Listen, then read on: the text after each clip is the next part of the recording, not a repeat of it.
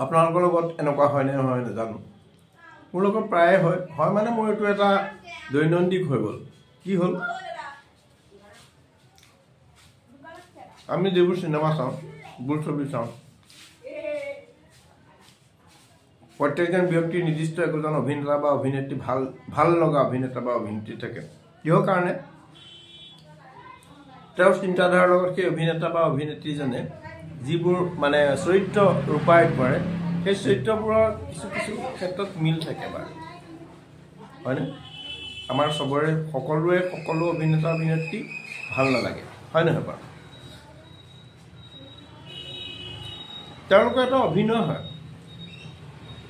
যিটো আমি সকলোৱে গম পাওঁ যে তেওঁলোকে অভিনয়হে কৰিছে কিন্তু বাস্তৱৰ অভিনয় যেতিয়া আপুনি শেহতীয়াকৈ গম পায় যে আপোনাৰ লগত এটা অভিনয় চলি আছিল সেইটো এটা বৰ আচৰিত কথা হয় নহয় বাৰু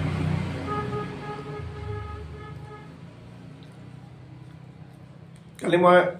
টিভি আচলতে মই নলগাওঁ এতিয়া শেহতীয়াকৈ এমাহমান হৈছে মই মানে ৰিচাৰ্জ কৰাইছোঁ ফটককৈ এনেকৈ দেখিলোঁ বাতৰি এটাত এটা গাড়ী চুৰ ধৰা পৰিলে গাড়ী চুৰ মানে সাংঘাতিক ধৰণে চুৰ কোনো তলা ভাঙি চুৰ কৰা নাই বা কোনো তেনেকুৱা নহয়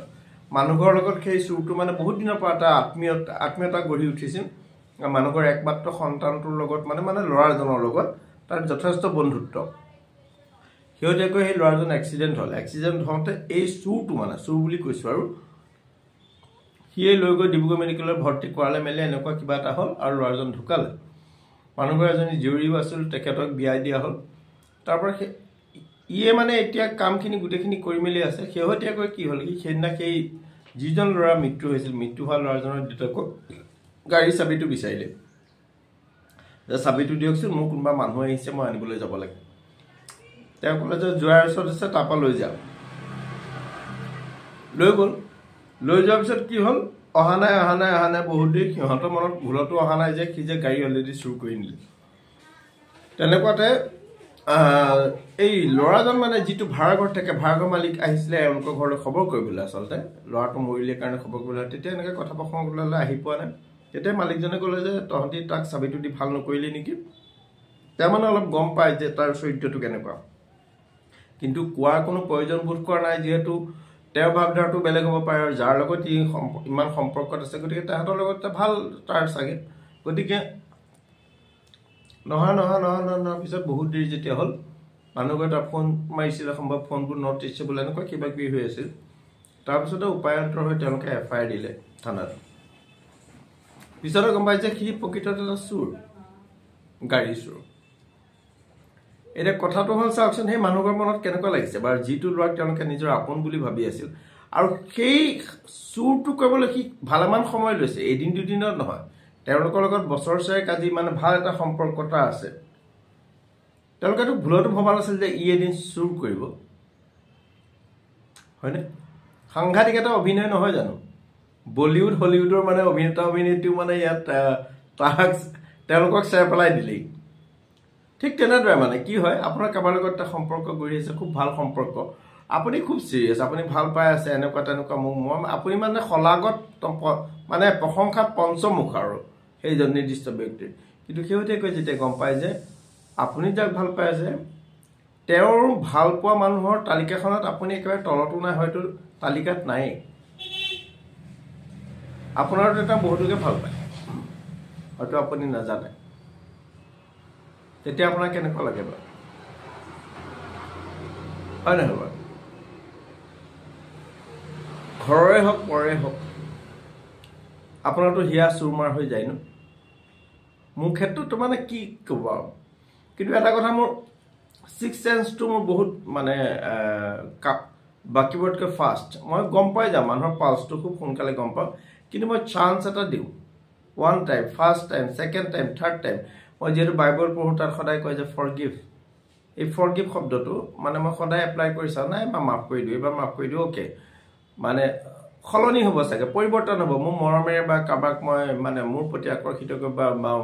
ভাল পোৱাটো খুব ভাল কথা কিন্তু নাই প্ৰকৃততে তাৰ যি উদ্দেশ্য তাৰ তেনেকুৱাই সলনি নহয় আপুনি যিমানেই কওক মই ইমান পৰ্যন্তকে মানুহক কৈ থৈছোঁ আপুনি জানেনে মই আপোনালোকক এতিয়া ছ'চিয়েল মিডিয়াত ক'বলৈ বেয়া লাগিছে কিন্তু শেহতীয়াকৈ যেতিয়া মই গম পাওঁ যে এনেকুৱা কেনেকুৱা লাগে বাৰু কওকচোন মোৰ ঘৰৰ লগত মোৰ যিখিনি ঘটনা ঘটিলে ঘৰৰ সদস্য বা মোৰ যিখিনি পৰিয়ালৰ এইবোৰতো আপোনালোক জ্ঞাত বাহিৰা মানুহবোৰৰ ক্ষেত্ৰতো মোৰ ডিপাৰ্টমেণ্টৰ লগত ইমানেই মই আপোনাৰ মানে এটা ভাল সম্পৰ্ক গঢ়ি উঠোঁ কিছুমান মানুহৰ লগত হয়তো তেওঁলোকৰ আজিকালি ফোনো নাই মই মৰিলোনে আছিলোঁ খবৰে নাই তেনেকুৱা ধৰণৰ কিন্তু তেনেকুৱাই শেহতীয়াকৈ মোৰ যিবোৰ সম্পৰ্ক গঢ়ি উঠিছিল এতিয়াতো মোক সম্পৰ্ক বুলিবলৈ মই মানে আইচলেটেড মই একদম এটা অকলশৰে নিৰ্জন দ্বীপত থকাৰ দৰে মই থাকোঁ গতিকে বেয়া লাগে নে নালাগে কওকচোন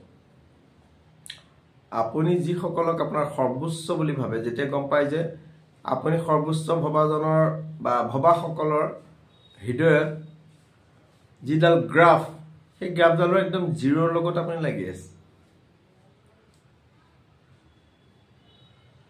কওকচোন বাৰু কিমান সাংঘাতিক অভিনয় কৰি থকা নাইনে তেওঁলোকে আপোনাৰ লগত তেতিয়া আপোনাৰ গম পায় যে এইটো এটা অভিনয় কিন্তু ইমান এটা নিখুঁত অভিনয় যিটো আপোনাৰ চকুত ধৰা নপৰিছিলে হয় ধৰা পৰিছিলে তাৰমানে আপুনি ক'বলৈ কোনো স্কোপ পোৱা নাছিল যে এইটো এটা মানে অভিনয়হে কৰি আছে নেকি সুধিবলৈ আপুনি তেনেকুৱা মানে সাহ কৰিব পৰা নাছিলে হয়তো আপুনি ভালদৰে জানি নাছিলে আপুনি অভিজ্ঞ সেই ক্ষেত্ৰত আপুনি ঠেকা খাই আছে কিন্তু শেষত আপুনি প্ৰথমতে যিটো ভাবিছিলে সেইটোৱে প্ৰমাণিত হ'ল আচৰিত লাগে নাই বাৰু কওকচোন ইমান ঠাণ্ডাত আহিছোঁ এতিয়া আজি অফিচৰ পৰা আহি এতিয়া ভাবকচোন এই নিজে বনাই মেলি খাই ৰাতি সাজলৈ চিন্তা কেনেকুৱা এটা লাগি যায় নিশা হোৱাৰ লগে লগে মোৰ মানে এটা কি হৈ যায় আৰু ভাষাই বৰ্ণনাব নোৱাৰোঁ মোবাইলটো নাচাওঁ বুলি ভাবোঁ তাৰমানে গাঁৱৰ কাষতে থাকি অনলাইনে হৈ থাকে বহুতে ভাবে মোবাইল চাই আছে পেলাই থৈ দিওঁ আৰু তেনেকৈ টোপনি গুচি যায় কেতিয়াবা 3টা বজাত সেই 12টামান বজাত টোপনি গৈ 2টামান বজাত প্ৰায় মানে মোৰ এটা কমন হৈ গ'ল যে 3টা বজাত সাৰ পোৱা 2টা বজাত সাৰ পোৱা 2 ঘণ্টা 2.5 ঘণ্টা টোপনি এইবোৰ কথাই যে দুখটো ক'ত মোৰ সদায় মই মানে অভিনেতা অভিনেত্ৰীৰ লগতে মোৰ মানে জীৱনটো অতিবাহিত হ'লনে নাই মই কোনোবা এজন সঠিক ব্যক্তি পুৰুষেই হওক মহিলাই হওক বা বৃদ্ধই হওক নাপালোঁ যাক মই একেউখাহে ক'ব পাৰোঁ যে